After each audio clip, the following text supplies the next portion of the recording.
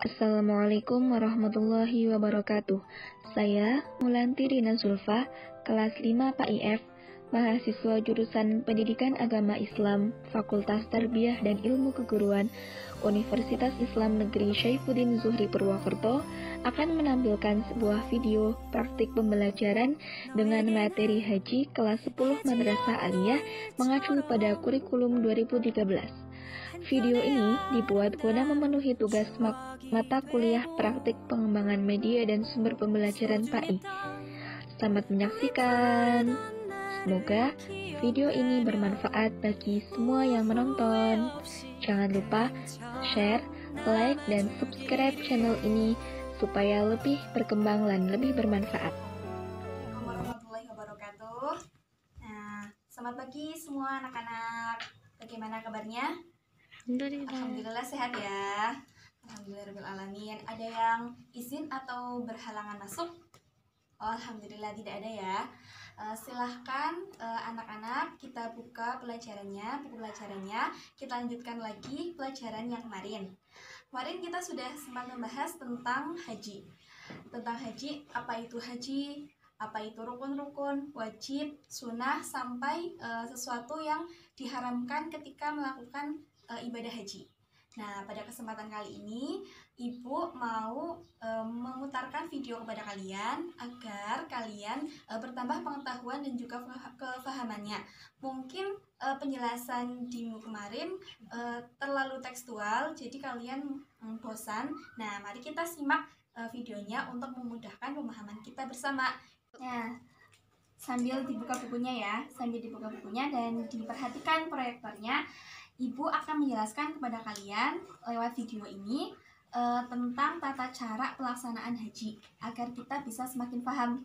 Yuk, kita bersama simak videonya. Ibadah haji merupakan rukun Islam kelima. Rukun Islam Ibadah kelima yang ya. setahun sekali harus dilakukan sesuai dengan tata cara yang disyariatkan di dalam Islam. Tujuannya agar pelaksanaan haji dapat bernilai ibadah dan diterima Allah Subhanahu wa Ta'ala. Berikut ini adalah tata cara pelaksanaan ibadah haji lengkap yang dirangkum oleh Tawaf TV. Nah, jadi melaksanakan ibadah haji itu tidak boleh terserah saya, yang penting kita pergi ke Mekah lalu kita melakukan tawaf. Seperti itu saja tidak cukup, harus ada tata cara yang kita patuhi aturan-aturannya. Nah, jadi ini. Tata cara berhaji dimulai dengan membaca niat dan memakai pakaian ihram di miqat yang telah ditentukan. Nah, kemarin miqat itu apa? Nah, miqat itu ada dua ya, miqat zamani dan juga miqat makani. Miqat zamani itu waktu ketika kita melakukan niat, dan miqat zamani itu tempat di mana kita melaksanakan niat. Ingat-ingat ya. Di titik miqat, para jamaah melakukan persiapan kegiatannya mulai dari mandi, mengenakan pakaian ihram, berwudu dan mengerjakan sholat sunnah ihram 2 rakaat. Setelah itu niat mengerjakan ibadah haji dengan membaca bacaan niat berhaji. Nawaitul hajja wa umratan lillahi ta'ala labbaik Allahumma bihajjati. Artinya, aku niat haji dan berihram karena Allah Ta'ala. Aku sambut panggilanmu ya Allah dengan berhaji. Nah, kalau bisa nanti anak-anak semuanya berlatih untuk menghafalkan semua bacaan-bacaan dan juga dari niat, bacaan-bacaan, sampai nanti kita akan melaksanakan manasik haji kecil-kecilan. Jadi harus diperhatikan dengan seksama ya. Setelah mengenakan pakaian ihram dan berniat, jamaah umroh dilarang untuk melakukan hal-hal yang sudah ditentukan syariat. Bagi pria dilarang memakai pakaian biasa, memakai alas kaki yang menutup mata kaki, menutup kepala dengan peci, topi, dan sebagainya. Sedangkan bagi wanita dilarang memakai kaos tangan dan menutup muka. Sementara larangan yang berlaku secara bersamaan bagi pria dan wanita, yakni memakai wangi-wangian, memotong kuku, mencukur atau mencabut rambut, memburu atau mematikan binatang apapun, menikahkan atau meminang wanita untuk dinikahi, bermesraan atau berhubungan intim, mencaci, bertengkar, atau mengeluarkan kata-kata kotor serta memotong tanaman di sekitar Mekah. Selanjutnya jamaah menuju Masjidil Haram di Mekah dan dianjurkan memperbanyak ucapan kalimat talbiyah. Adapun bacaannya yaitu labbaik Allahumma labbaik, labbaik la syarika labbaik, innal hamda wan ni'mata laka wal mulk la syarika lak. Yang berarti, aku penuhi panggilanmu ya Allah, aku penuhi panggilanmu, tidak ada sekutu bagimu. Aku penuhi panggilanmu, sesungguhnya segala puji, nikmat dan kerajaan bagimu. Tidak ada sekutu bagimu. Langkah berikutnya dalam pelaksanaan ibadah haji adalah wukuf di Padang Arafah pada tanggal 9 Dzulhijjah. Banjir sampai terbit fajar pada hari Ahad atau hari Dzulhijjah. Nah, memang ketika sekali yang sakit ya karena apa? Karena mereka memang di sini itu melaksanakan ibadahnya itu di tengah terik matahari. Jadi tidak heran kalau banyak jamaah haji yang di sana itu sakit. Tuh.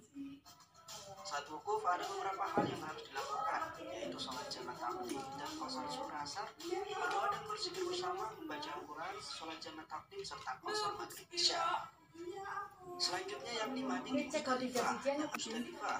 Kegiatan ini dilakukan cukup dengan hadir sejenak di antara tengah malam sampai waktu terbit fajar pada tanggal 10 Dzulhijjah. Dalam kegiatan ini jamaah diwajibkan mengambil batu kerikil sejumlah 49 butir atau 70 butir, tergantung berapa malam jamaah akan berada di Mina nantinya. Tahap selanjutnya dari pelaksanaan ibadah haji yakni jumrah aqobah atau lempar jumroh. Lempar jumroh dilakukan di Bukit Aqobah pada tengah malam tanggal 10 Dzulhijjah bertepatan dengan malam Idul Adha menggunakan 7 butir kerikil. Setiap satu kali lempar jumroh adalah 7 kali lemparan dengan 7 buah batu kerikil dan tidak boleh disatukan sekaligus. Nah, jadi misalnya sudah mengambil 49 ya. 49 itu untuk berapa lemparan? Ya, 7 lemparan. Tapi tidak boleh sekaligus 7. Jadi satu kali lemparan itu adalah satu lemparan sampai 7, satu ya, 1 sampai 7, 7 buah. Nah, setelah itu diulang 3 kali. Nah, itu baru yang namanya 3 kali melempar jumroh. 7 kali melempar jumroh, maaf. Batu-batu yang sudah dipakai melempar tidak boleh digunakan untuk lemparan berikutnya. Tidak boleh menggunakan batu yang sudah digunakan ya. Jamaah diwajibkan bercukur. Untuk laki-laki lebih baik bercukur sampai gundul. Sedangkan untuk wanita hanya dicukur ala badannya. Setelah tahallul, boleh memakai pakaian biasa dan melakukan semua perbuatan yang dilarang selama ihram. Tahapan selanjutnya yaitu tawaf ibadah.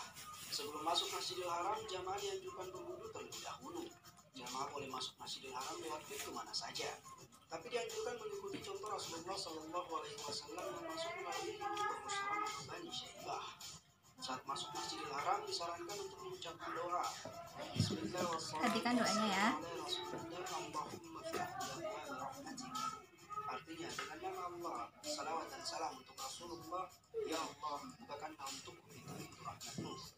Setelah itu turun dan terus menuju tempat tawaf. Jamaah mulai tawaf dari garis lurus tepatnya di area dekat Hajar Aswad yang terletak di antara pintu Ka'bah dan tanda lampu hijau di lantai atas Masjidil Haram.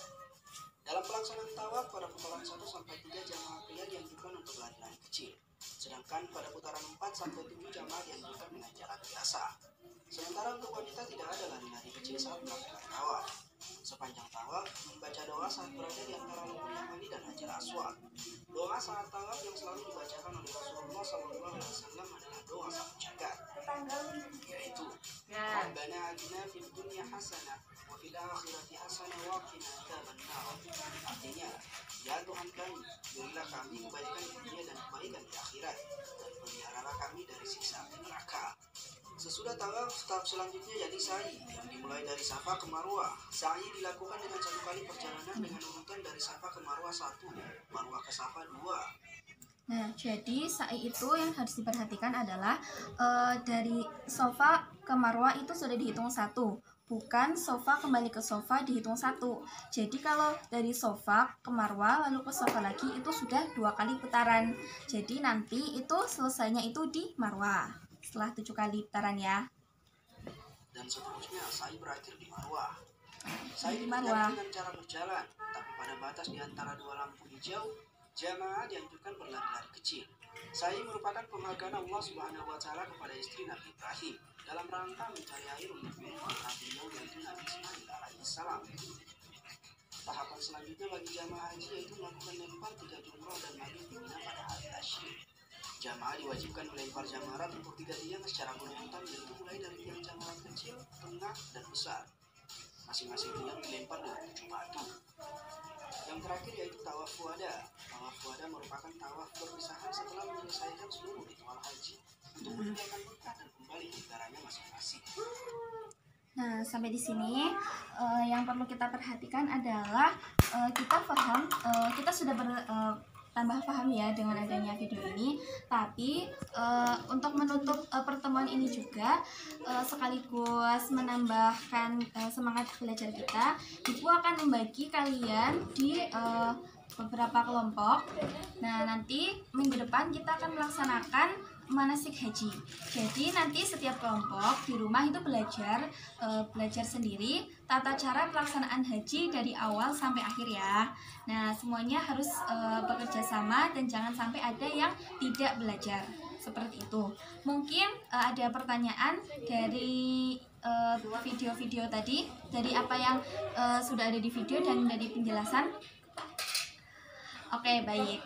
Sepertinya tidak ada ya. Jadi marilah kita tutup bersama pertemuan di hari ini dengan bacaan hamdalah. Alhamdulillahirrabbilalamin. Banyak salah dari ibu mohon maaf. Jika ada yang baik silahkan kalian ambil manfaatnya. Sekian dari ibu. Wabillahi taufiq wal hidayah. Wassalamualaikum warahmatullahi wabarakatuh. Sekian video praktik pembelajaran kali ini. Terima kasih karena telah menyaksikan hingga akhir dan semoga bermanfaat. Wassalamualaikum warahmatullahi wabarakatuh.